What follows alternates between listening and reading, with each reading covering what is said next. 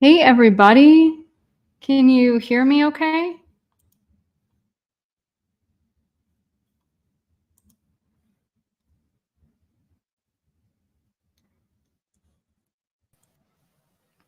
Hey, Hey, what's up? I'm here. okay, great. I am live Hello, and everyone. yes, Are we broadcasting? yes, we are All broadcasting. right, let me get my picture straight. Thank you to those who made the jump.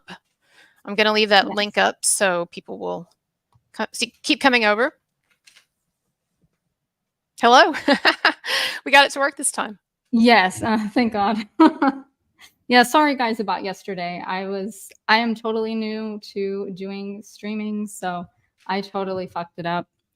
But No, but that's what it's for, is for the mistakes and all that, and the kinks, if you will, the first time. And we yeah, didn't, and you're starting out. You're so much or further ahead of me with this because it took me like a year and a half to work up the courage to do almost 2 years to work up the courage to do a live stream. mhm. Yeah, it's So good for intimidating you. because at least with a video, you have the power to edit, you can get it exactly how you want. With a live stream, anything can happen, so Yes, anything. What crazy thing should I do on air? right. You should whip out your GIMP mask, that'd be great. Oh, you know what? I was so glad yesterday that it didn't record my voice. They couldn't Yeah. hear what I was saying when I said that I promised that I was going to wear like something sexy. And so I was like, oh, yeah, I Mhm. don't have to dress sexy because they couldn't hear me promise that. I promised you all in the audience who were here the other day, yesterday, last night, that if you came back, I would make myself more sexually presentable. But I really didn't. Although I think so, something these kind of look like cherries, but they're strawberries. I don't know. Isn't that Yeah. kind of sexual? It's cute. I actually had a former I actually had a former partner who, I was the first person he had ever been with, and after he ate me out, he said it tasted like strawberries. So I was like, "I guess it's a compliment, thank you." And literally for Valentine's Day, he gave me a balloon of a strawberry. So The balloon, you kind of, I was okay up to the balloon part. Now I don't know, but no, I'm kidding. But there's worse things, I guess, to be told that you taste like. So yeah, I'd say that's a yeah, win. I'd say it's a win. definitely. But I was going to tell you, I thought you'd think this is funny before we talk about Mhm. whatever you want. My mom and I were talking, and we were like, wouldn't it be funny? It's like all these people, well, I mean, some of these people just they already know us, but some people will click on the link thinking they're going to get something really like sexy or spicy. And my mom was like, Yeah. what if I crashed the live stream and started talking about senior sexual issues? And she's like, and I'll tell the ladies like what starts to happen, what can happen sometimes when you get older to certain areas and stuff. I'm like, yeah, I think that would not be appreciated. Right? It's a real thing, though. It's It's definitely a real educational, thing. no, I mean, it is, Mm, seriously, and it's one of those things that is taboo, so maybe later on, once you have a big audience, you yes, can devote an episode absolutely. to Well, I actually speaking of, like, men's sexual issues with ED and stuff, I had a partner who was almost 50, and so we had about a 20 years age gap, and he had some ED issues, and his doctor had prescribed him a shot in the dick, which I did not know was a thing until he told me. did he have to administer it himself, or you're saying he would go to the doctor regularly and get this, or he had to do it himself? No. Yeah, he had to do it himself. So I Oh, ended up, wow. doing it, like, twice, when the Oh, pill did not work, so he was goodness. like he was like, "I trust you," and I'm like, "Are you sure?" That's interesting. Well, Yeah, I mean, and that's I think one of the things too, like, is when we talk about stuff like that, I mean, I think like normalizing whatever people do to have to what to them is a more, pleasant sex life or healthy sex life and stuff. I saw an episode of the new Sex in the City, and Just Like That, which I think is mhm. terrible. And I will echo everyone's critiques of how awful this series is. And I don't even know I'm watching the second season, except I have some bizarre fascination with actually how bad it is. But there is this storyline about where the women are laughing about this guy who has erectile issues, and I was thinking, I mean, we all laugh at all of our sexual issues, and that's fine. But Yeah, I was thinking that yeah, that's one of those things that, like, I think, like feminists don't understand is Mhm. like men are subject to laughter on a number of things. Like women would not, Yeah. it's not PC to laugh at women's sexual dysfunction, but like Right. with guys, like you can't get it up or, whatever, right? Right. Yeah, there is a double standard for sure. For sure. Yeah. With him, I mean, it worked, thankfully. He was like, "You can't do it from the top or from the bottom, but you gotta do it from the sides, but you can't touch any of the veins." And I'm like, "It's a penis. There's veins everywhere. Oh my god." Oh But it man. worked and we were okay. Yeah, I mean, sexuality is just it's so complicated in a number of ways and crazy and whatever term you want to use. And I guess that this might be a good segue into what we wanted to talk about perhaps. Mhm. But did you want to introduce yourself to some people who might be new and then I guess take it Yeah. over kind of we can talk about whatever you want? Yeah, absolutely. So I'm the kinky connoisseur.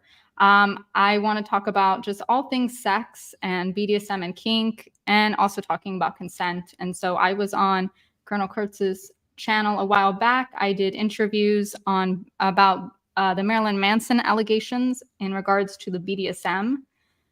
Uh, Supposed alleged injuries that several of the accusers were talking about, and how I thought their accusations were bullshit.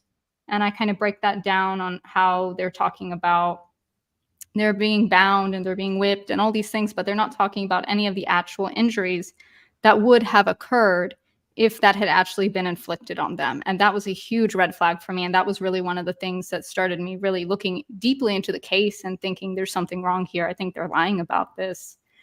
And yeah, so that was something that I think was really eye-opening for a lot of people, hopefully, if they were able to watch those videos. Yeah, they should go to my channel at some point if they haven't and check them out. You had a lot of and really and very and you could and very credible stuff because you were so precise and exact about your knowledge. At one point you were talking about the different types of marks, so like different whips would Yeah. make, like different materials they Mhm. were made out of, and I was Yeah. like, so Yeah, I'm sure Esme Bianco didn't think about that when she wrote came up with her stuff. But yeah, it's very interesting because I think I had mentioned too in one of the videos just how people I think are afraid of BDSM and they don't understand it at all. And so the allegations just made sense to them because they didn't understand any of it and they're afraid of it. And so if they're right, like, of course, this scary looking musician must be into this stuff because he wears latex on stage and the scary makeup. Oh, he must be into kink. When right. in fact, some of the kinkiest people I've ever known look very vanilla in everyday life. So yeah, I think it's just super interesting. Right, definitely, definitely. Yeah, I watched your Maximilian interview earlier today, and I thought I had some great points with the whole Rammstein allegations, particularly with Flake, that just came out Mm. the other day. I loved his phrasing of things. I thought that was so interesting. Like he at one point he says like Germany is hanging on the titties of America. I know. It makes me wonder too. I mean, because I was thinking he says things in a very clever way, and I Mhm. thought, and Yeah. I bet if he were speaking in his, if I could understand him in his native tongue, because Mhm. most of his videos are in German. Although if Yeah. you go to his site, you can do the auto translate thing into English. Mhm. But I thought, as good as he is with that's what I always think when I'm talking to people for whom English is a second language, Yeah. is when they speak not only well, but when they speak with with cleverness, and you think, wow, Mhm. they must in their own language, they must be really that much more impressive. No, it was interesting. He said, yeah, our that in Germany their politics follows ours in a lot of ways, and he was saying, yeah, that their feminists, their Me Too activists were hanging on the titties Of of America. American, yeah, Yeah. yeah. And he was like there was like the Silence of the Lambs, Silence of the Lambs. I thought that was great. Yeah. Yeah. He's kind of he was a bit of a controversial Mhm. interview for me because he is apparently he is seen as being more right wing Mhm. in among some Germans. Of course, I never know when people are talking about politics when they say right wing because I mean, it Right. really nowadays that term has such a wide application. Like there are people who think that I'm really right wing because of some of my opinions on certain things, but then there are a lot of other things I'm eclectic on. Like I'm very pro-abortion, not just pro-choice, like actually pro-abortion. And Mhm. that's like not a conversation we have to have right now or whatever. But I'm just saying, like there are things I'm like really, really left on, and so Yeah. I don't like the labels. But what he was saying, and I know you heard it in that interview, is that it's right now, the only people, unfortunately, the only media who are interested in the counter narrative on this Me Too stuff, it's almost all people who are to the right, unfortunately. Not Yeah. maybe not everyone, but almost all. Yeah. And I think like what you were talking about in the interview, it's like he was saying, oh, like the what was it? The like women know exactly like or no, it's like the 11th commandment or something, like women are always right. Yeah, or I don't criticize women. Yeah, Yeah, don't criticize women. I yeah. feel like that's very true, like the double standard, whether we're talking about like sex jokes or anything like that, or saying, or criticizing what someone's wearing when they know exactly what they're wearing. Like he was also bringing up, like for example, I was at a swinger party about 2 weeks ago with a new partner, and I had never been to this particular party before, and it was at this really big house, and it looked kind of like Eyes Wide Shut kind of scenario. And I was like, oh, I wonder what this is gonna Oh, be like. wow. So, as a rich person, a rich swinger, is that what you're telling me? Yeah, Okay. they were a wealthier swinger, yeah. And it was kind of a poly swinging event. So everyone there was pretty much poly, and then of course there were certain rooms where Oh, people okay, I could gotcha. swing. Um, and it was funny. There was this one lady there who was, I guess, she was friends with the host, and so she was kind of helping guide everyone around and telling them what the rules were and whatnot. And she's like, "I'm gonna get laid in this other room, so if you need me, I'll be done in 20 minutes, or you can just come knocking." And so I thought that was pretty great. My That's my funny. partner had never been to any kind of party like this before, so I was a little worried, but he was cool. He was cool? Yeah, he was Yeah, cool no, with it. it's funny, it's like when you describe it to me, it's like an alien world, and not that I Yeah. mean, I don't mean that with any judgment or whatever, and everybody's sexuality is ridiculous, I mean, or it's bizarre or whatever, I mean, it's the nature of sex, it's all bizarre, but it's funny, and then, like I said yesterday, that some of the terms that you use, I like how they have, Mhm. like, the terminology, these specific terms, not just for, like, acts that people would think of, but, like, you brought up a couple of things I hadn't heard before. One of them that you brought up in a conversation we had was the term edging. And that, let Mhm. me see if I remember correctly. Yeah. Edging is when you engage in sort of foreplay like activity to try, but you do it sort of consistently for a period of time without going further so that you can get like right up to the edge, the arousal, right? Yeah. Is that basically it? Yeah. Yeah. I had a partner, the same one who had to have the shot. He Oh, I he see. was Now it's making sense why yeah. he likes the edge. Okay. he, wa- he was very much into edging. Also, he enjoyed chastity, so he had a cage.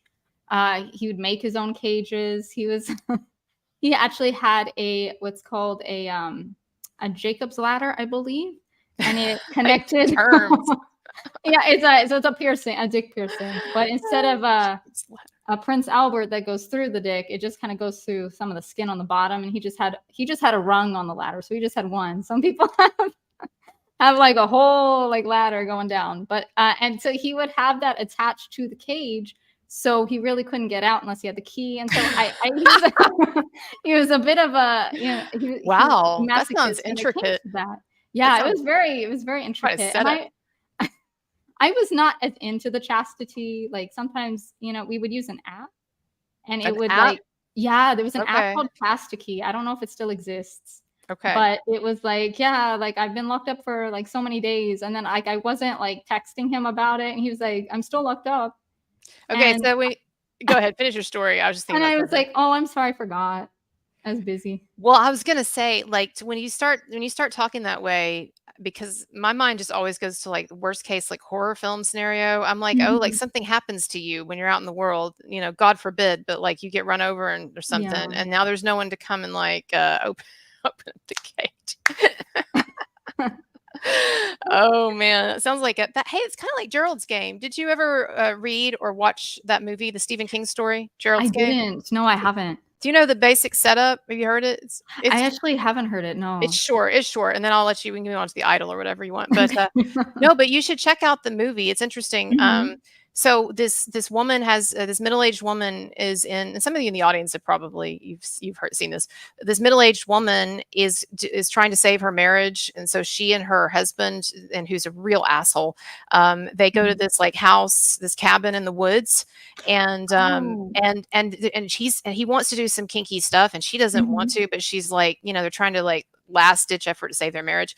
And so anyway, the point is he handcuffs her to the bed, and he might even actually actually assault her. Like she might tell him she doesn't want to do it. I can't remember. But anyway, point Oh, is she gets mhm. handcuffed and then he dies. He has a heart attack at the beginning. And so she's stuck there. And that's the story then, is her being unable to get free. And also there's some things, there's like this weird guy that starts coming over and stuff. It's a creepy Stephen King story, but Okay. I think I saw the trailer for it on Netflix, I think. yeah, it's on Yeah. Netflix. It's a creepy story. But Yeah. yeah, I was thinking how those things go wrong. Yeah. Oh, definitely. Yeah. Yeah, and actually at the kink party or the swinger party I was at, it was really interesting because like you were talking about earlier in the interview, like women know exactly what they mean by how they dress. And so like I was wearing a very sexy dress and sexy heels, and I was one of the younger people there, like demographically, like my partner and I were in the 20s to 30s range, and most people were in their 40s to 50s and Mhm, were a little bit on the bigger side, mhm. curvier side, whereas I'm pretty thin. And so like I knew I stood out, and I definitely stood out in my dress. And this guy, when we first came in, he's kind of following me, and he ends up saying nice tush and like grabbing my ass and then walking away, which Oh, normally okay. which has never actually happened at any party I've been at, generally, because you always ask permission before you touch. And so I kind of Mhm. gave him a look like, don't Don't do fuck that. with me. Yeah. And I should have spoken up and actually said it, but I was like surprised. But I was wearing something really sexy. Like I had a mini dress on, it had slits down the side. And so I knew I was going to get attention, and it was a sex And you're party. a sex party, yeah, I know. Yeah. Which I do Yeah. appreciate. It sounds like Yeah. how much you emphasize your community, I call it that. Hmm. Yeah. It emphasizes consent to the point where that's actually not something that people put up with or that think is okay for this guy to just be Hmm. going around grab assing or whatever. So, Yeah. but I appreciate the point that you're trying to make, like, that context does matter in terms of understanding the severity of something or how offensive it is, and also that one cannot, just practically speaking, cannot be shocked when one gets a certain degree of attention, of sexual attention. I mean, that he shouldn't have done that, but like in the Yeah. case of like Kayla Shikes or Shix, the one of Till Lindemann's accusers, and I know our audience already knows this, but she doesn't allege anything except that she just didn't like being a potential sex object at a party. Like that was literally, nobody Right. did anything to her, harassed her. Yeah. There was nothing. It was just she realized, oh, I might be here because I'm hot. I mean, Right. Yeah, exactly. come on, Exactly. welcome to Yeah. life as a, as a woman. And I don't, no matter what stage, my mom's always like, well, you get to an age where that's not as, it's not as true. But like, no matter what stage you're at or whatever, like all women can identify with this to some degree or Yeah. not. And there's even a Chris Rock joke that I always think is funny, and I think about it Mhm. actually at times in my interactions, just sort of day to day, out and about, men. Um, he told this joke about, it's like women, from the age of puberty or whatever, they are constantly having men asking them, "You want some dick?" And he's like, "Now they may not actually come out and say it like that, but every time they do anything nice, let me get the door for you. You want some dick? Let me help you with that flat tire. You want some dick?" Right. Yeah. And men, I know that is too reductive, and I'm not saying that that is the motivation every time or whatever. But I mean, there's a certain truth that we understand, and with that, and anyways, so I think about that just sometimes. The other day, I was outside. I was going on a run, and I had my Mhm. phone on me, and I was going to run through. There was some tall grass by the road, and I didn't want to run Yeah. into the road, and so I ran through the tall grass. But I was like, "Oh, there might be snakes or something in here, so I'm just going to run really fast, like they won't catch Mhm. me or something. I won't get bit." But so my phone fell out, and it was like, "Oh no," because it was in this tall grass. I mean, it wasn't like up to Yeah. here, but it was tall Right. grass, and then I was afraid of like snakes and stuff, and now I'm having to like dig around. So this guy, so anyway, the long story short, Yeah. this middle-aged guy pulls over and was he was very nice, and he was like trying to help me or whatever. But it turned out great and stuff. But I'm just saying, Right. would I be as likely to have someone pull over and help me if I were like a 40 something year old man or whatever, right? Like Right. there's a Yeah. certain understanding, and it's not sinister, it's not bad or No. whatever. But I think we can't be, I feel like what's being taught to these younger generations, with all this stuff and what's being promoted in the media, is this just total like denial of basic realities. And I Right. feel like there are women who really don't understand that there is some there is some responsibility for the messaging that you're putting out there in various ways. Yeah. Oh, definitely. And that we shouldn't be blind to it. We should be aware and be intelligent to it and be like, yes, we're dressing this way for a certain reason and we should expect a certain outcome, not to be assaulted and not to be Right, right. harassed. But like if we want to go to a party and look sexy and be an object of admiration to the party, to be eye candy, basically, if that's Right, what right. I think Right, a right. lot of people, they might not want to admit it, but they do enjoy that. Like when I was at the party, I dressed that way because yeah, I wanted people to look at me. Right. Um, and so yeah, definitely. And I think also even about like with the guy helping you, I think a lot of people also are paranoid now about like, oh, if some guy randomly helps you with something, it is sinister. Like it's Right. another Ted Bundy. Like, hey, My help me mom with some even book. said that, you and my mom. That's so funny because I came home and I told my mom that, and she's like, Yeah. and because she thinks we've talked about this before. The Hmm. neighborhood that I live in, Yeah. it's maybe for some people would think it's kind of sketchy. And I like to take Mhm. lots of long walks and runs at night. And I do have guys sometimes. I've never had anything bad happen, and I'm not like an idiot like walking up to cars or whatever. But I've had some Right. interactions, right? Anyway, point is though, my mom's like, she's like, you were just not careful. You were too careless. Something bad's gonna happen to you one day. She's like, that guy, he could have been Ted Bundy. And I was like, well, Mom, Ted Bundy wasn't like just randomly. I mean, he had this whole thing with like a cast and he would do this whole Mhm. show. She's like, I don't want to hear it. I was trying to explain Ted Bundy's methodology to her and how it was different than what this guy was doing. Right? Yeah, yeah. I was actually at a gas station maybe, I don't know, 2 months ago, and I was gonna fill up gas, and a bunch of shit had happened to me that day, like, my dad was in the hospital, and I also had to take my dog to the vet that day, and so it was like it was a crazy day, and I was having to fill my tank up, and this guy's next to me in this big truck, and he comes out of nowhere kind of at me, and he's like, "Hey, like, can I borrow some money? Like, I need to fill up this car." Like, I totally ran out of gas, but the way he was saying it was a little sketchy, and immediately in my head, I went to Ted Bundy, and I was like, "No, thank you." Well, nobody ever erred, I think, in those situations by being too cautious. That's for Yeah. sure. And I'm not cautious enough, but I think I know how to kind of intimidate the potential serial killers. I've told you before that I have had experiences where like I thought Mhm. someone was like following me down the street, and I'll just turn around and like act like a lunatic and like, what the fuck are you doing? Like that guy who was trying to sell me Coke one Mhm. time. Yeah, I had this yeah. guy following me, y'all, a month ago. This is a true story. It's just kind of stupid, but I was walking in my neighborhood, which it's a little sketchy, right? But I was walking in my neighborhood, and this guy followed me. Now it wasn't like the dead of night. It was like the sun had Right. just set, but he was following me for blocks, probably, and I Mhm. would say almost 10 minutes, and he would scream at me, "Miss, Miss, hey, hey!" And I was just like, I'm just gonna head home, and then if he's still on me, I'm gonna have to like deal with it because I can't. I don't want to know where I live, right? And so, but we just have crazy people, walking around the neighborhood. And there's homelessness and stuff, so I don't really take much of it too seriously. But Mhm. so anyway. The point is, I start to get close to my house, and I'm like, okay, I'm gonna have to like either run for it or like what. But I turn around and I kind of move up to him because he had kind of closed the distance, and I was just Yeah. like, what the fuck do you just trying to act as like just to throw Yeah. him off, like just to act and to be aggressive. So he'd be like, maybe this is not if he did have something Yeah. bad in mind, this is not the lady I want to deal with. Like I wasn't like up on him, like he wasn't gonna pull out a knife or something, but like I was Right. being and he got this stricken look on his face. And he's like, I just wanted to see if you wanted to buy some Coke. So I guess he thought that I was a good target, to buy a Mhm. Coke. I'm not sure why, but anyway, I was like, I don't want any Coke. So Yeah, but that's did you great. did you wanna talk about the idol, or Yeah. I'm sorry, I didn't mean to hijack us there. Oh, no, no, no, we totally can. No, I think that's a good segue into the idol. Yeah, I think it's really interesting and, how the show has gotten such bad publicity. When I saw it, I thought it was really fun, and I didn't even think it was all that kinky. To be honest, I didn't think it was that bad.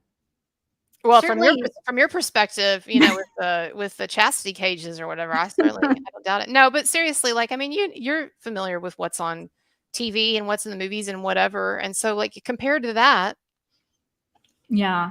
Yeah, I mean, certainly the part, like, in the I think episode 1 where he puts the silk over her face and kinda Yeah, but I don't tightens think around it's her that neck. kinky. I mean, I Yeah, really don't. yeah, Again, and the I'm not knife. talking about real Mhm. life, but compared to, Yeah. like, all the other stuff that's out Yeah. there, that we've seen. Yeah. And, I've talked about how, like, you just pick, for instance, everybody, one thing that almost everyone has seen, Game of Thrones, right? Mhm. And, yeah, there were some sexual assaults implied Yeah. in that show, and maybe 1 or 2 that were shown, I don't really remember, but the thing I Right. remember is there was the character who got his dick cut off, and Yeah. that was just like a punchline. That was, like, funny, but it's like, y'all, I mean, that's worse than Lily Rose Depp, having a Oh, yeah. scarf on her face while she's having Right. sex, like, Yeah.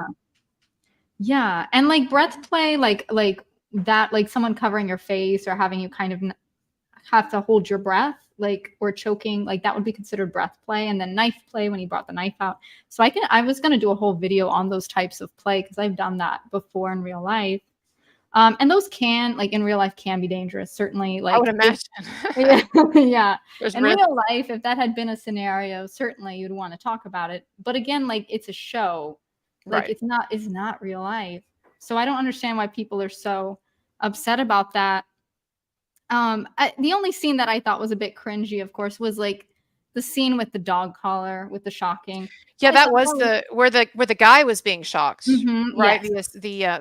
her friend or her assistant. Yeah, I thought Yeah. that was the worst one too, probably because Yeah. it was the only actually totally non-consensual thing Yeah. in the whole show, because actually there was not Definitely. any other non-consensual, activity in that, and that wasn't a sexual thing, but, I mean, they were torturing him, but again, if you Yeah. compare it, and it was hard to watch, but again, if Mhm. you compare it to all of the torture that we've seen in all kinds of other Oh, shows, yeah. I think the question that, you and I one of the questions you and I are interested in is, with all of the people can have the argument about whether our entertainment is too trashy, or whether it's morally Mhm. problematic, or it's too dark, or it's degrading society, and I'm here for that conversation, right? But Yeah. if people want to have it at some point. But what we're interested in is what was up with this show that just was not that boundary pushing. What was up with with just the hyperventilation and the horrible Yeah. critic reviews and the feminists upset? Like, what was up with all that? Yeah, I think a lot of it had to do, and I know, the actress, Jane Addams, when she was in the Variety magazine, you said, she was like, "Go fuck yourself" to all the feminists for not liking the show. Like, everything was consensual on the show. Everything was like the set was a safe set, and that people Right. just didn't want to listen. And I think a lot of it is, I think the show from the first episode to the last episode is kind of making fun of cancel culture Mhm. in different ways. And I think people that are very pro cancel culture or more of this PC puritanical kind of feeling with sex, I think they had a big issue with it. Like in the pilot, they have the what was it, the intimacy coordinator, and he's like, "Oh, we can't show her tits." Even though she's like, "But I've Want consented to? to showing Yeah. her tits. Yeah, this is my photo shoot." Um, or how, yeah, Jane Addams' character is like, mental health is sexy. Because some random guy in Ohio is going to think, oh, maybe I could fuck her because she's mentally ill. Like, just like random shit like Right, that, right, right, which, right. which isn't PC, certainly, to talk about. But I can see from a marketing perspective in the show, like, why they would say that. It makes sense. Like, you're marketing this Britney Spears-esque character that's a little crazy and very sexual.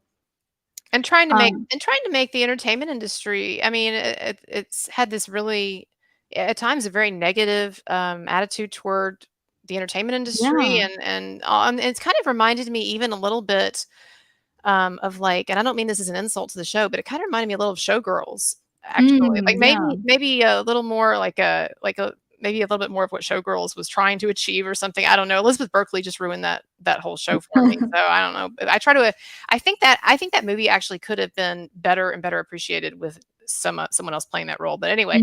Mhm. But, like, the way that the characters talk in The Idol, like, her producers and, advisors and all the people in the Yeah. industry, like, they're definitely trying to critique things, you know? Yeah, definitely. I loved, Eli Roth's character. I'm a big fan of Eli Roth. I think he's a fun actor and director, and I loved watching him on Shark Week. I don't know if anybody used to watch that. I know what it is. Yeah, he used to host Shark After Dark. Um, So he was pretty fun. And like, yeah, there's a scene I think in the last episode where he has like a Nexium joke where he's like, I'm surprised you weren't Mhm. branded on the way in, and there's like a sexy Targaryen standing in the door. And so Yeah, he I had a lot of loved good his lines. character. Yeah, I thought the secondary characters honestly were extremely strong, and I thought they supported the primary characters really well. So I thought casting wise, I thought the cast was really strong. Yeah, and Lily Rose Depp was amazing, and people, I Hmm. know that Yeah. The Weeknd, he got a lot of shit.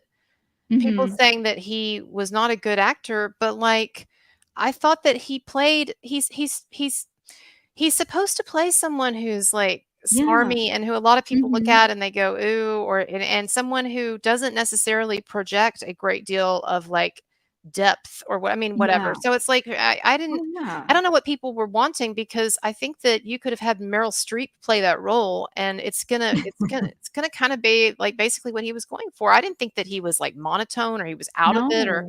he was good. So Yeah. I don't And know.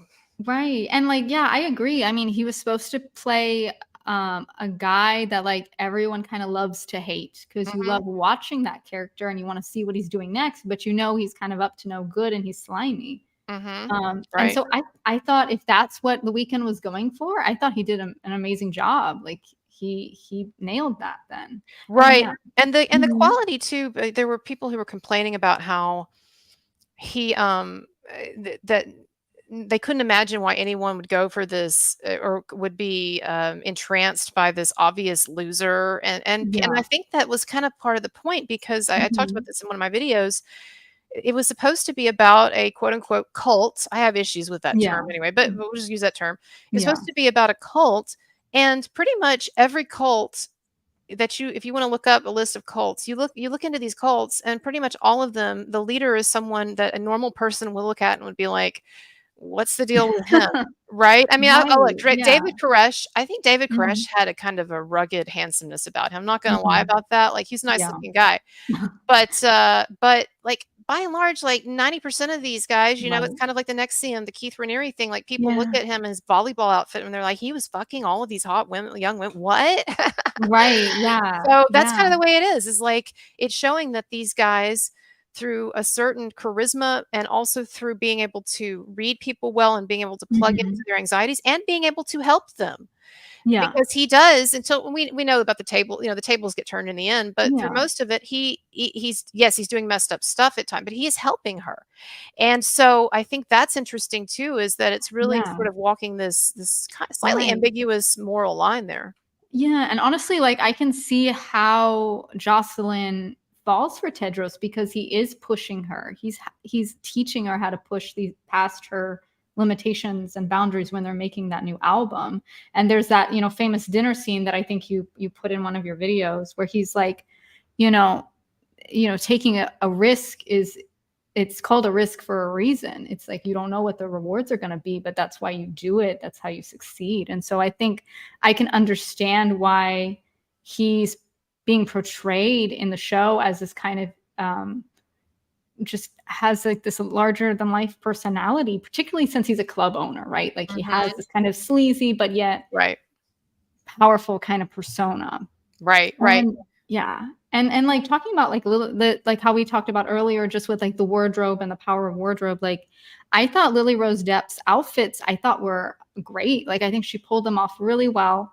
And they weren't, I thought, I mean, sure, yes, they were very sexy, but like that was the point. Like I think she was empowered in them. She didn't come off as being insecure in them, if that makes Right, sense. right. No, absolutely, and it was her character, and I showed Mhm. in one of my videos a scene from her in the movie The King, which is Yeah. about, Henry V, and so she plays Hmm. the Queen of England, Princess of France, Hmm. and it's a completely different role, and she's completely covered from, just her Yeah. face, everything else is covered in this outfit, and so it couldn't be more different in terms of the propriety and the virginal aspect of this role, Right. and she pulls it off well. It's like a completely different person. So people really should not conflate, and I think it's unfortunate that they are, and I think they're trying to hurt Johnny Depp, some of them, by doing it, but people Yes. shouldn't Yeah. conflate her character in The Idol with who she is. I think that's actually really sexist, because I don't think when it's being done this way, in a sort of a slut shaming way, because that's not Mhm. directed, that kind of critique does not almost never does get directed at men, where men are Right. like a man in that role would people be assuming that he was degrading himself by doing this role? You know, it's kind of, come Right. on, it's No. that's not Yeah. her anyway. But Yeah. And in the video that I'm working on the show, I talk about how I thought it was actually really empowering to see a woman who is of a smaller bust, like, wear these oh yeah, yeah, outfits that are made revealing, for her body, right, and right. that she's like, "I'm hot as fuck. I don't care if my tits are out. I don't care if I'm part of the itty bitty titty committee. I'm gonna show them off, and I'm gonna be amazing." Because I'm part of the itty bitty titty committee for sure.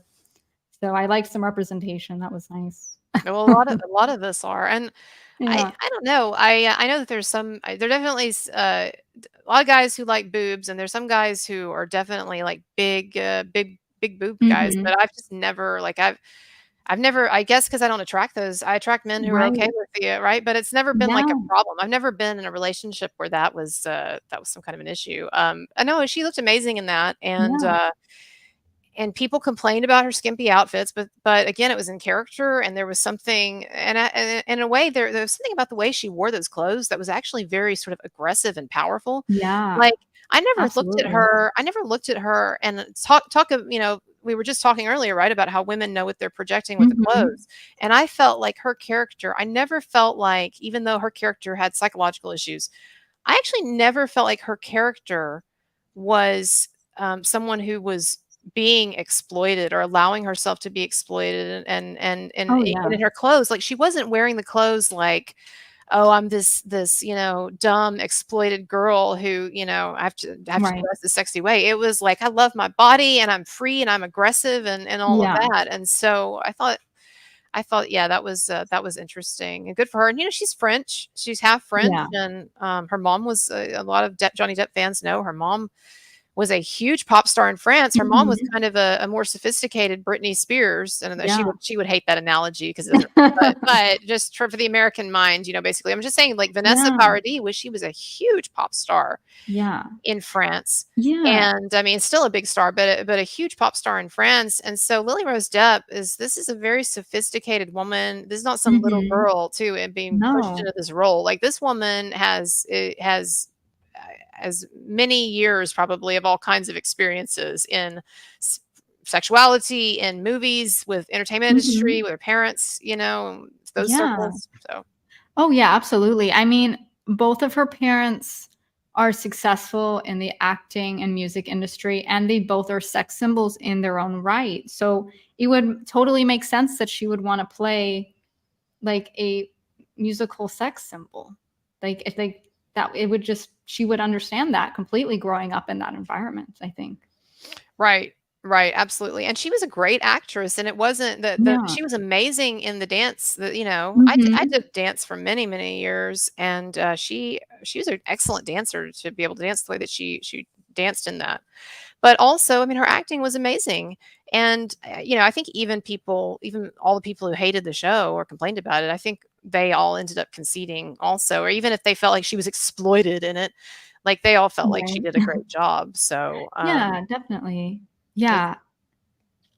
Yeah, and even in the last episode where she's going on the stage and she's bringing Tedros with her on the little golf cart, like, the way that she is dressed and she's composed, like, she's powerful, and then she, like, puts him in his place, and right, like you had mentioned before in one of your videos, it seemed like she kind of knew how to play him the whole time.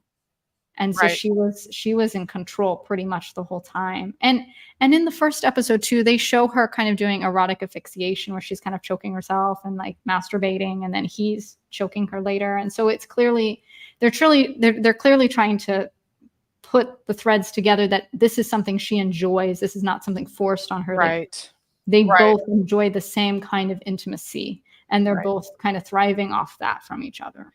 Right, and apparently they both enjoy mind games, and I think that was one Yeah. of the subversive. I think the show was actually, and I think when people look back at it in terms of like appreciating it as art and as a cultural artifact, I think the show was doing something really interesting and trying to do something really interesting with that subversive twist, because basically what it was Mhm. saying is, you think you've been watching this whole time, you think you've been watching this poor woman, not Mhm. rich, poor Right. little rich girl Right. getting abused, who's just weak and vulnerable and crazy and whatever, getting abused by this guy. But really, what you've been watching the whole time is her manipulating him, and she was so good at it, no one could pick up on it. And that's really kind of one of the things that we're trying to, I think, get across in some of our videos is that, and women understand this, men understand it too, is that women can be very sophisticated manipulators, and that oftentimes what's happening, I'm not talking about all the time, and I know there's lots of Mhm. abusive men, whatever, but like Yeah. oftentimes also in a lot of situations the man is playing like 3D level chess and she's playing like 4D level chess in terms of Right. like Yeah. the psychological dynamics of what's going on. And I'm not trying to get into stereotypes, but I'm just saying I think most people would understand that. And so it was interesting to me how they flipped the script there. And so it was really kind of it was I mean, it was perfect for Johnny Depp's daughter, because Mhm. it was teaching the same lesson that we learned with the Amber Heard stuff. And I know that Yeah. her character in The Idol is a lot nicer than Amber Heard, but like really, Right. they're Yeah. two manipulative women who will toy with other people and put other people through pain to get what they want. Mhm. Oh, absolutely. And then also, I thought it was interesting in episode 4, I think, and how you talk about, she's not afraid of Tedros. Like, Right. she had there's a scene where she slaps him, so there's Slaps a him scene. so hard in front of Yeah. other people. Like, when I saw Yeah. that, actually, I was like, "They're doing something different here." I didn't know it was gonna flip the script or whatever, but I was like, "That's really interesting," Mhm. because if she's this very, vulnerable, Right. manipulated, fearful woman, and then she goes up to him in front of all these people he respects, producers and whatever, and she Mhm. whacks him in the Yeah. face and walks away. I mean, Yeah. whoa. Or the scene in the when they're in the Valentino, I think, Mm, shop on Rodeo Drive, and she's like, "You figure it out," like, when he needs to come, and she's like, right, "You're not coming to me." right. But right, but I think the most powerful one for me was, I think, in episode 4 when she invites her ex, and she just brings him straight upstairs and locks the door. Like, if she was truly afraid of Tedros, of the idea, like, he knows she's deliberately brought another man to fuck in the same bed that she's fucking him, like, obviously she's not afraid of him, or she just Right, doesn't care. right, right, right, So I right. thought that was a great scene. And then, of course, in episode 5, where they talk about, like, the sexual assault allegations, how that was kind of staged, I Mhm, thought that was also, a huge middle finger to, like, cancel culture. mhm. Um, I felt like that scene, and then the scene with the shot caller and, like, that character, I felt like they didn't play that out as well as I thought they I think it could. was I thought. edited. I think that Yeah. I don't know, people talked about how it was at some point it was reduced from 6 to 5 Mhm. episodes, and I know Yeah. that I know HBO and the producers claim that it was always 5 episodes or that there was no issue there, but it did feel like Yeah. between episode 5 and 6, there was, like, an episode missing. Yeah. So, Yeah. I don't know what It happened, did. but Yeah, those would be, like, my 2 critiques really of the show, is I thought they could have led up to that better and ended that better. But I don't know, maybe they wanna try to push for season 2 and kind of wrap that up in season 2.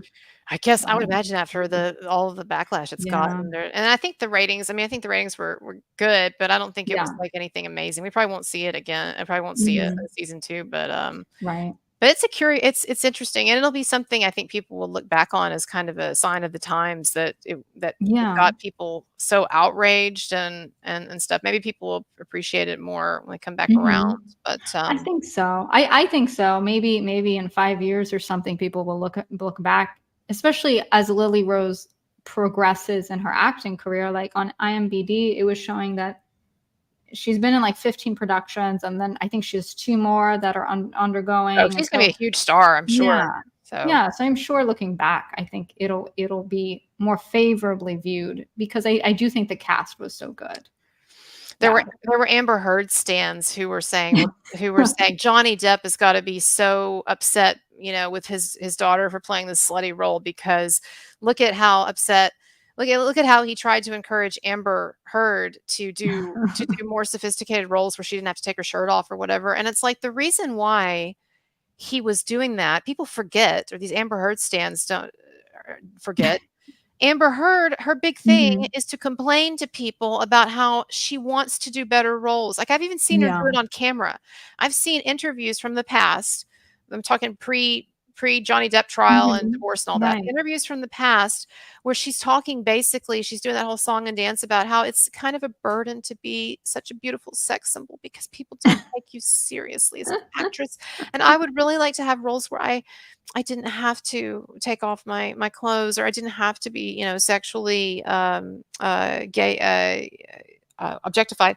And Right. so like, but apparently that was something she would say to people, and she would say to Mhm. Johnny Depp, because Johnny Yeah. Depp, in one of the times when he was encouraging her to not work with, what's his name? Oh god, James Franco, which honestly, if I Right. were a man and Amber Heard were my girlfriend, I wouldn't want her working with James Franco either, because I'm gonna be thinking, okay, first of all, James Franco, he was a sleazebag, and Yeah. he was an admitted sleazebag. I Right. don't mean sexual assaulter. I mean, like Right. he said, like, I was this cat, I was a cat and I was a sex addict and whatever, right? Yeah. So you got James Franco, and then you got Amber Heard, who I'm sure Johnny Depp on many levels knew that he couldn't trust her ultimately Yeah. as far as he could throw her. And so I would be anxious too if I knew that Amber, my lady Amber, was going to be hanging out intimately and doing kissy scenes and taking off her Right. shirt with James Franco. I wouldn't like it either.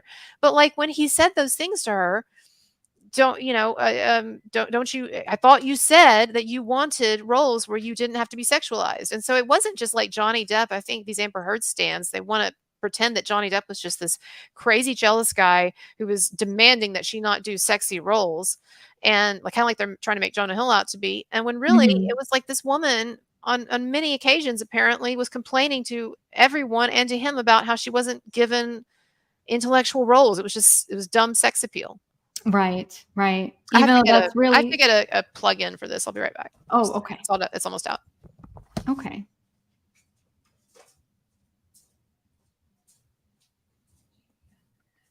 But yeah, guys, how many here have actually seen The Idol?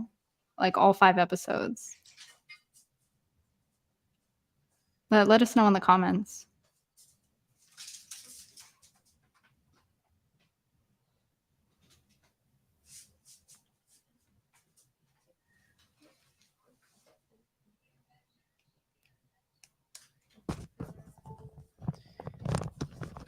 Hey, I'm gonna take just a quick little, like, 3-minute break. I'll be right back, okay? Okay. Alright. Okay, yeah, no worries. Okay. Okay. So Connie B says, yes, I've seen it. First Man in Rome, seen it. I'm an HBO junkie. Yes, I agree. I think HBO, generally speaking, has great content. Rose Harvey, not seen any of it yet. Yes, I think any of you who haven't seen it or haven't seen all of it, it's definitely worth a watch. Like we were talking about, I think the acting is stellar. I think the cast was really great. And I think for the most part, the writing was pretty great too. Like we were saying, I think there were some potholes or plot holes here and there, but not too many. Yeah, definitely see more than the first episode. I thought the first episode was really strong. I thought they really just kind of hit it out of the park on the first episode.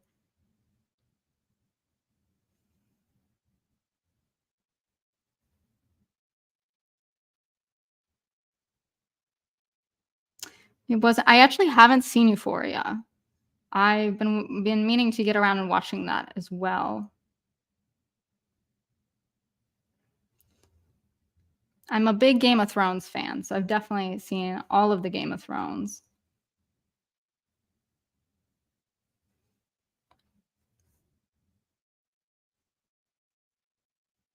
That's cool. Thank you, First Man in Rome. Yeah, I'll definitely have to check it out.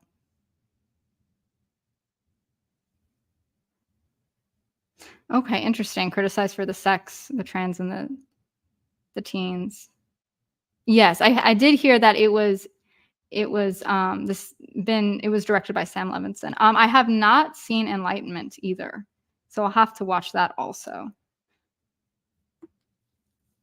I'm gonna be doing a whole series called Sex and Cinema, and the first episode is gonna be about The Idol, where I'm basically talking about the same stuff that we're talking here. I'm almost finished with it, and then I want to do a lot of just classic cinema, um, and talking about the sex within that, and yeah.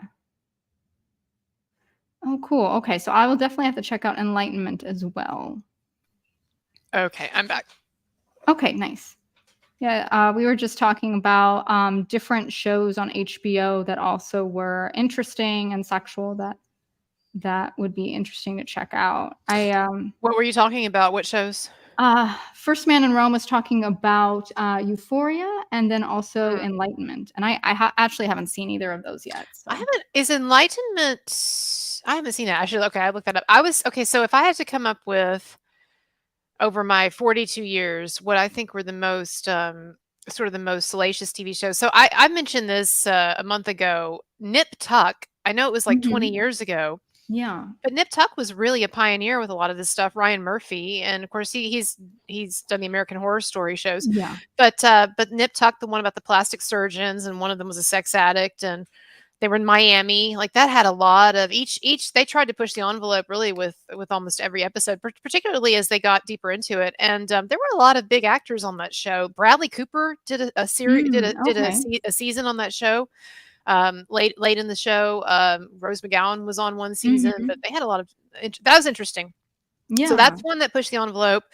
Sex in the City in its day, yeah. and it was an envelope pusher, and it's interesting, I'll tell you, I was just talking about how much I hate the new Sex in the City movie, the Mhm. and just like that, but Yeah. if you go back now, I don't know how long it's been since you've seen the original Sex in the City, Mhm. but it's interesting to go back and watch. A couple of years ago, I decided I was going to go back and watch some of that show, and what's Yeah. interesting is to see how some of the stuff that the women are saying, feminists would hate it today. Like, for Mm. instance, I'll give you an example, and this kind of shows how going from Gen X to millennial and Gen Z, how attitudes are changing about consent and stuff. Because there was a scene where the women in Sex and the City, if you haven't seen it, 30 somethings professional women, Mhm. they're single. The women are talking about, "Oh, yeah, it's funny when you're getting it on with a guy and he takes your head and he pushes it down into his Mm. lap." And the way that they're laughing about it, and this is how I would have talked with my girlfriends, Right. probably still would, honestly. The way they were Mhm. talking about it is not like, "And then the man sexually assaults you," but then, yeah, that Right. happens, right? Like the guy, even if you don't really not really in the mood, the guy, wants it, and he'll kind of push that head down. And it's just, I guess it was just interesting because they're talking about something that now would be considered a sexual assault, and Right. back then Yeah. it was considered just kinda like, "Yeah, this is just kinda one of the things that happens, it's funny," and I just have to say, y'all, I prefer it the other way, and no, that doesn't mean that I think it's okay for a guy to do that, or that anything like that, if it's truly that, right? But what I think we're talking about is there are these sort of ambiguous gray zones, right? Yeah. There are Yeah. gray zones between consent and non-consent. Right. And so I think our generation, sorry, mine, Mhm. I'm tail end of Gen X, really millennial, but tail end. I was 1980. But I think Yeah. like my generation and earlier ones, I do think that I do think that in some ways maybe our more relaxed view of these things and our understanding of these gray zones was healthier perhaps than what we've got now. But I don't know. Right. Yeah, I think with a lot of the younger generations, how they're talking about consent, it's as if like we have to explicitly state everything. And I don't think that's necessarily always the natural course of how sexuality is flowing. Particularly, yeah, if you're at a party and you're having drugs or drink and you've consented to a certain degree, but maybe you're not saying yes right then and there, does that mean that they assaulted you? Probably not.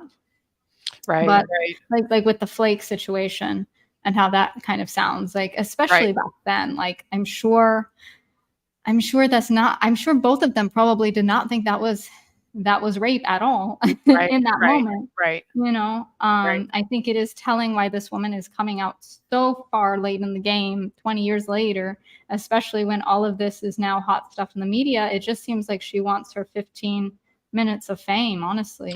Yeah, and you know what I didn't mention last night, which is a huge part of this story. So for people who may not know what we're talking about, so we're talking about the latest Rammstein allegation, and I talked about it last night, but against Flake, the keyboardist. Mhm.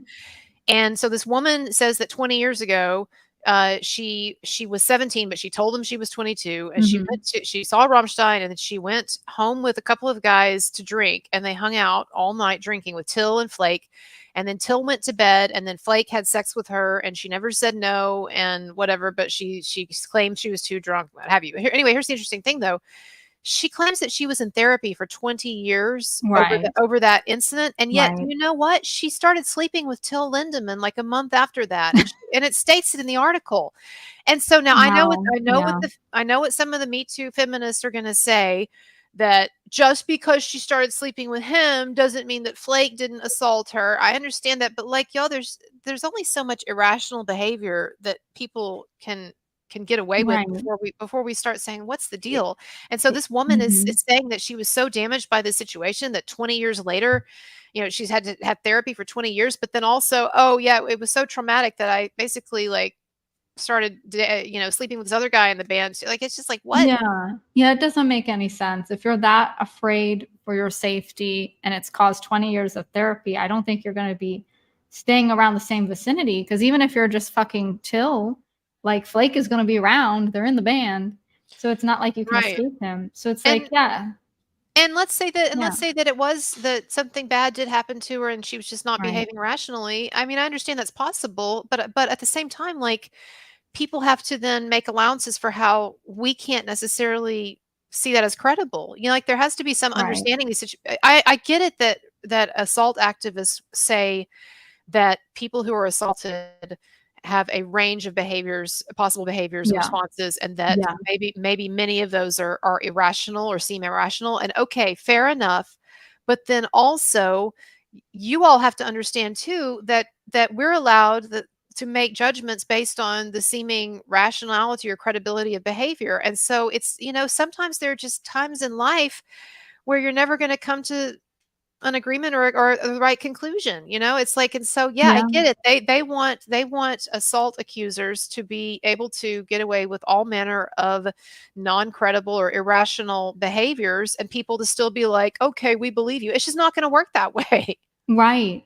Yeah, definitely, definitely. I had a friend in college who was sexually assaulted at a party when she was very drunk, and this was her first sexual experience. So she basically lost her virginity in a rape situation. So it was very traumatic for her, and she did do a lot of irrational things afterwards. Like, she was just going around, I think, to try and reclaim her sexuality. She was going around sleeping with a lot of men, unprotected. She wasn't on the pill, so she And was taking, yeah, yeah. promiscuity actually is often an extension Mhm. of behavior of someone who's been sexually assaulted. Just like, Yeah. people think that if someone, for instance, is assaulted when they're a child or whatever, that would Mhm. cause sexual dysfunction in terms of being non-sexual, but actually it seems like it causes the opposite. And Yeah, so it that can. I definitely don't think that we need to go back to the era of quote unquote promiscuity being an indication of lack of credibility. When I talk about lack of Right. credibility or irrationality, it's more like someone then, if they had this ugly experience with this person who they felt like did something bad to them, then putting themselves back in that person's orbit and to see, Mhm. and again, is it possible? Are there victims who do that? Yes, I'm sure it happens a lot, but it also can be indicative of someone who's not telling the truth. And that's the thing. Yeah, We don't know. And so in those situations where we don't know, we can't just say, oh, well, we're just going to decide for the woman. And right. I feel like that's what these activists want, is they really want what in the United States is known as 50 plus a feather. And that is the Mm. standard, for instance, that our colleges have been using for a couple of decades, almost a couple of decades now, until recently. Some of them are getting sued for it, and so they're starting to back off. There are these huge lawsuits now by these guys who are Mm. falsely accused and Right. on campus. But in general, the standard that a lot of these kind of kangaroo courts on college campuses have been using to adjudicate sexual assaults, which and then can result in people being suspended or kicked out of, Right. whatever, is it's called the feather standard. And so it basically Mm. means when if 50-50, which is like, if you don't know, if it's a he said, she said, right? So if he Right. said, she said, and it's 50-50, right? Then all you need is literally a feather, meaning all you need is just one little thing to just tip it Right. enough. And guess who that feather always goes to? To the woman, yeah. Right, exactly. Right. Even if they don't have any proof. like with Evan Rachel Wood and everything. Like in Right. Congress, she was like, "Oh, I have all this evidence," with her I big know. puppy eyes, and then I'm like, "Nope, haven't seen any." I know. I still haven't. Yeah. And I don't know. It would be I was making a joke the other day online about how we've been waiting forever. I feel like an old man to Oh, yeah. on the with on Gascon. the DA, yeah, the Yeah. DA to clear Manson. I just kind of feel like he's not. I mean, I think can't someone go indefinitely without clearing someone? I feel like he for a number of reasons, I guess, which we know that Gascon, the DA, Mhm. actively resisting, obviously actively resisting clearing Manson. And I guess Yeah. part of it is because he's so closely aligned with that Leonora Claire woman. Right. If people don't know who that is, so the best friend of one of the women who is suing Manson. So Bianca Kine, she goes by Yeah. both names, but she's one of the Jane Doe accusers, and she was the most recent person to sue Manson. Yeah. She's the one who claimed that something happened when she was a teenager, even though she's contradicted herself and whatever. But it's a ridiculous lawsuit. But anyway, her best friend is this woman called Leonora Claire, and Mhm. Leonora Claire is on Gascon's sexual assault task force and like works closely with him and Yeah. is like tight with him and tight with all those people in his office and all those activists that he's and he's very left leaning, and so all those activists that he has to kowtow to. So you've got that, okay, and Yeah. then you've got the fact that you have a major actress, Evan Rachel Wood, who is very much esteemed, unless except for the people who happen to know about her and her son and all that stuff. But by and large, still very esteemed and has a lot of clout. And she has been publicly banging the drums on this Yeah. forever, talking about how, it's ridiculous that the police haven't acted and the DA, call the DA, call the DA, and all this. So she is like actively campaigning for Gascon to do something. Yeah. And then Gascon's natural constituency, because he's so far left that even most Democrats don't seem to like him, right? Like, he's Right. really woke. So his natural constituency is going to be very pro victim, quote unquote. Right. And then on top of that, you've got the fact that it's numerous women, unfortunately. It's not just one or two, it's numerous women. And the case has had a lot of PR for Yeah. against Manson. I mean, there's still a major two-part documentary on HBO that anybody can watch that makes Manson look like the worst person ever to live since Hitler. I mean, it's crazy. And so I'm thinking, not to be pessimistic, people are probably tired of me being pessimistic about this stuff, but like, I just don't see any way in hell he's going to clear him. I don't know. Yeah. It So seems almost as if once Gascon's out of office, almost like that's when things might happen. That's the only thing I I mean, can I would think of. hope so. It may, Yeah. particularly if a more conservative person were elected. But then, Yeah. here's something that I wonder, and I hate, but do you really think that when someone is elected to that role, that their first point of business is going to be to check Marilyn Manson off the list? I mean, I just kind of Right. wonder, Yeah. like, is that thing going Probably to just not. end up languishing? I hope not. And again, like, I've said a lot of negative things recently. I know, and I know that, a lot of people don't appreciate them. And again, it's because I was really trying to lobby for a more proactive approach, and that's fine if that's not going to be the approach or whatever. But like, I do think, we've got to, I want to keep helping Manson, keep putting videos out. And I know a lot of people are, want to keep helping, and we are, but like, there is a certain degree, which I feel like we have to face reality. And so I hope that Gascon changes his mind, and I hope that he's kicked out of office, and I hope that someone reasonable will take care of this. But it's just so frustrating to see how long this has dragged on. And Yeah.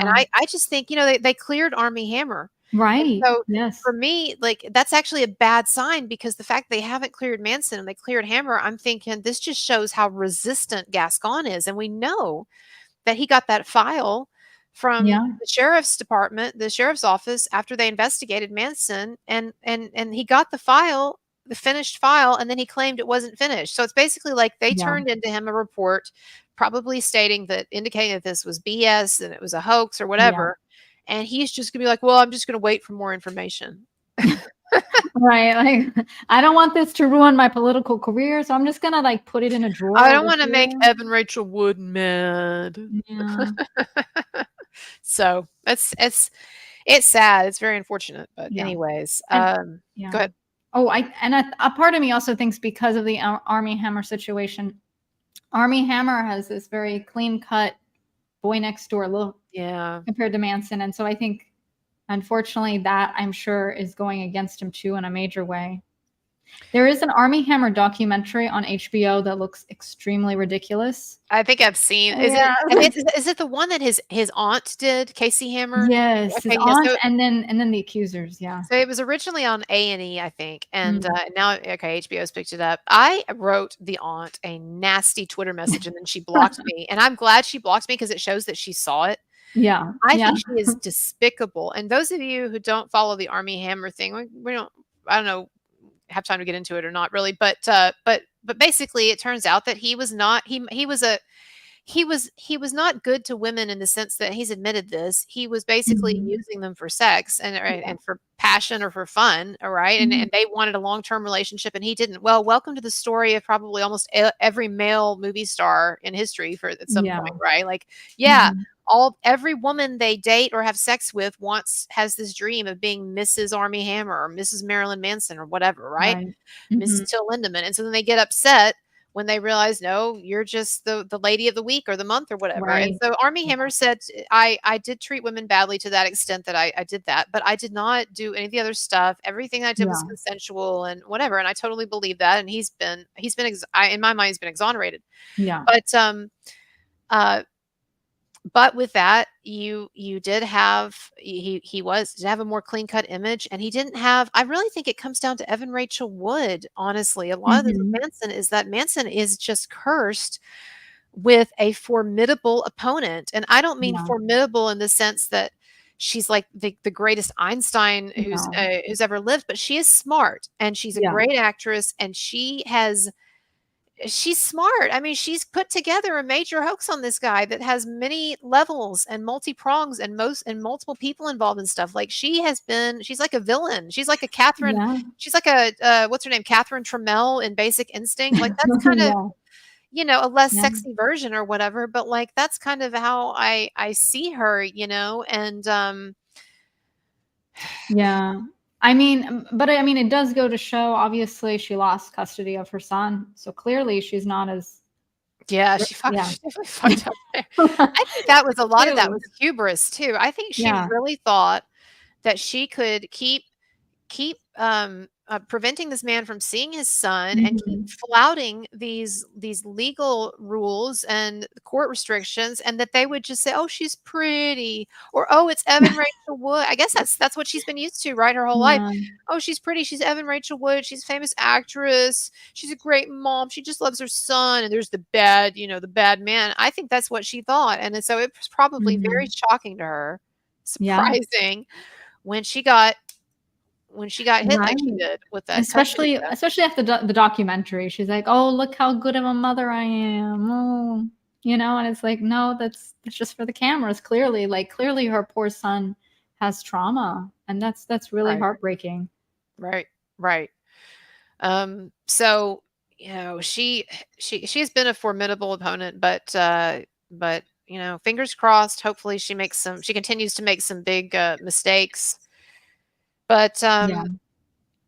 yeah, but it'll be interesting to see if Gascon or if his replacement clears Manson. I don't know how long you can keep charges or you can keep a case open. I mean, I guess indefinitely, but I'd hope that they close it at some point Yeah. soon. Yeah, hopefully. So, anyways, well, I'm gonna have to go in about 5 minutes. As you know, Okay. it's I've got Yeah. a trip I'm preparing for, but um, anything you wanted to talk about last 5 minutes or bring up? Yeah, let's see. Yeah, um, I guess where do you see cancel culture in the next couple of years? Do you think it's going to die down? Do you think we've seen the worst of it? Or do you think it's gonna continue to get worse? I think media are just gonna keep getting worse and worse and Mhm. worse. The more I think we're gonna end up in some kind of Black Mirror hellscape in terms of if you know the TV show Black Mirror, Mhm. it's all about Yeah. how these ways that technology can make life awful one day. Mhm. Um, I don't see what incentive the media would have to improve. And to me, the issue, it's not just that it's highly politicized, but to me, it's that there's just no sense of preciseness anymore in the language. There's no sense in the way the media talk. And there's just a total abdication of any desire to get to the actual truth of anything, Right. or to be reasonable or precise or anything. And so, and case in point, this is one reason why I cover the Rammstein thing so much. Yeah. Some people, and fortunately, a lot of my viewers who had no interest in Rammstein have stuck with me and have had with this, because I was afraid I would lose people getting into it so much. But the reason why I've been covering it so much, one of the reasons, is because it seems to me in all of these articles that I'm reading that about it, that it is just such a perfect case of just a complete media creation, like Mhm. and also a great example of how the media is just sort of, it is just devolving now into a dynamic that is just, it's completely divorced from like reality, Yeah. and the language, even at the level of language. I'll tell you what I mean. In the origin, I mentioned this yesterday perhaps, but when these allegations against Flake first came out, they were Mhm. reported in a German online news site. And while I had big issues even with that story, at least they gave a lot of quotes from the woman. So there were extensive paragraphs where they were directly quoting the accuser, right? Right. And so at least we had a precise idea of what she was saying, because she says, I drank with them, I lied about my age, and then I laid down, he laid down next to me, I didn't say no, Right. etc. So like she is, even though she's slanting it in a way that I don't agree with, like at least we're seeing, okay, this is what was happening and what wasn't happening, right? Right. Well, then when that story then gets reported by all these other media sites, so like for instance, the biggest American outlet was the Daily Beast, which is a really big source. Mhm. It was their top story for a while, and guess how it gets reported? Another Rammstein band member accused of sexual assault. Things go from Mhm. worse to Right. worse. And then when Right. you actually read the story, they don't have the specifics in there. They just leave it with he's accused of sexual assault. Well, okay, people are going to be imagining that he raped somebody. And so Right. I hate the lack of preciseness and the total disregard for accuracy here, in that they're not interested in us knowing actually what this guy is accused of doing. They're interested in making it as big and bad and awful and politically charged as possible. And so I see that. You're asking where I think cancel culture is going. Yeah. I see that dynamic only getting worse. The only way it would get better is if there were is if we YouTubers and people on Twitter and whatever, like Mhm. these sort of emerging new media sources, Yeah. if they became if they became such a threat to the status quo, that then the status quo would either just go away, that it would die, Right. or the status Right. quo would say, oh look, people actually don't like our bullshit. They actually do want something that's more solid, substantial, precise, fair, whatever. Mhm. And so we need to shape up. But barring that, I think that we just continue to slide into this sort of hellscape, unfortunately. Now I do think there is some hope in some ways with that. I don't think the media are going to get any better, but I do think that maybe people will kind of over time will get inoculated to these witch hunts. And so that Right. and so that yeah, it'll be a big story, when it comes out, and yeah, there'll be a lot of stupid media Mhm. hit jobs and pontifications and everything, but and activists, wah, wah, but that people won't actually lose jobs. They Right. won't actually be canceled. There will be sort of an allowance for like, okay, we can't cancel everybody just based on people's words. So we're gonna need more Yeah. than that. And so I guess what I'm saying is, like, I see, for instance, like that Shia LaBeouf is working. He's getting jobs. Mhm. Now, Right. I'm not trying to excuse what he may or may not have done, and I think that you read the lawsuit and there's some things that sound bad, and Yeah. Right. he's admitted that he's done some bad stuff. So I'm not saying like, oh, he's vindicated or whatever, but I'm saying it's interesting that even though there's bad stuff about him that's come out and he's admitted to it by and large, Right. some of it, a lot of it, that he is getting jobs. And I actually like that. Like, I don't mind Amber Heard working. I really don't, Mhm. because I actually don't want people canceled based on their personal lives and their private lives. I don't want that. And the only reason that I wanted Amber Heard to sort of be punished is because she did such awful stuff to Johnny Depp. Yeah. And so, but if that hadn't happened, like I don't want anybody canceled. And so I guess my point is, I do think that maybe after a while they're, like Rammstein, they've not been Mhm. canceled. People are trying as hard as they can, but they're still touring and stuff. And so I would like things to loosen up where people even when they're under the cloud of allegations Yeah. and maybe even horrible media coverage and people accusing them of horrible things, that they can still have flourishing careers if people want to see them, right? And so, like, and that's the thing with Manson, I think, where I have a certain opinion about where I think, unfortunately, Mhm. things are going to be Yeah. if he puts more art out there, but doesn't fight the Me Too narrative. But Right. and which is that I think to be successful with the art, I think he has to fight the narrative. But Yeah. it is also possible, like I said in my live stream, it is also possible that people do relax enough about this stuff and that society relaxes enough so that maybe society could look at him and could say, well, he's accused of, this stuff, but like, we don't want Yeah. to cancel people anymore. He should make music, be successful, whatever.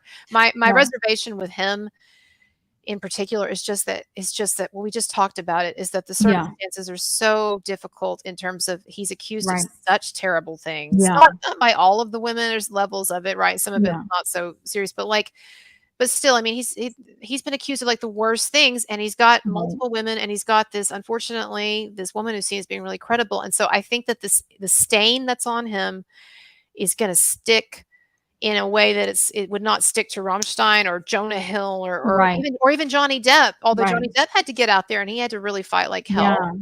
But Yeah. and so that's why I think it's kind of almost like a do or die thing with Manson. But we'll see. But yeah, that's what I would hope, is that, and the media will continue to suck, and we'll continue to have people who with these crazy views that I think are crazy about sex and consent, and we'll have activists, and we'll have people, these extreme feminists whining on Twitter and whatever. But maybe society itself will stop hurting people professionally, canceling Mhm. them. That's what I hope for. Yeah, and maybe having, two sides of the story be more accessible. Yes. At least with people like us speaking up on Yes. YouTube or on other places with the new media. Right, and Um, people yeah. talked about, I saw people talking today or yesterday about how many viewers Tucker Carlson got for his Andrew Tate interview, and I haven't watched the interview yet. I want to. I haven't Mhm. watched the interview, and I don't have a solid opinion on Andrew Tate. I'm sure there's some fishiness going on there with Yeah. I always assume there's some fishiness in these situations, but Mhm. at the same time, it also looks like he was doing some fishy stuff. So I don't know, whatever. I don't know that situation, Right.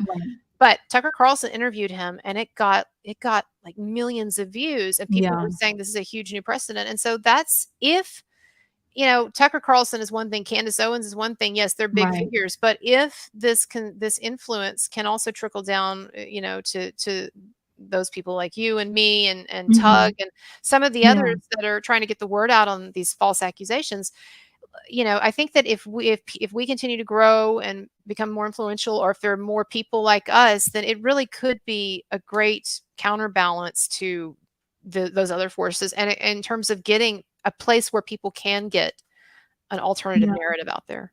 Yeah. Definitely. Do more in-depth journaling that's not just one-sided. I think that's really the biggest that's the scariest thing for me, is that we're only seeing one side of the story. Yeah. Yeah. Well, I gotta go. I'm preparing for a trip this weekend. So yeah, but I don't know if you're gonna keep going or you're gonna close it up. But thank you for having me on, and we'll have to do it again sometime. And thank you to the people who joined in for her first live stream.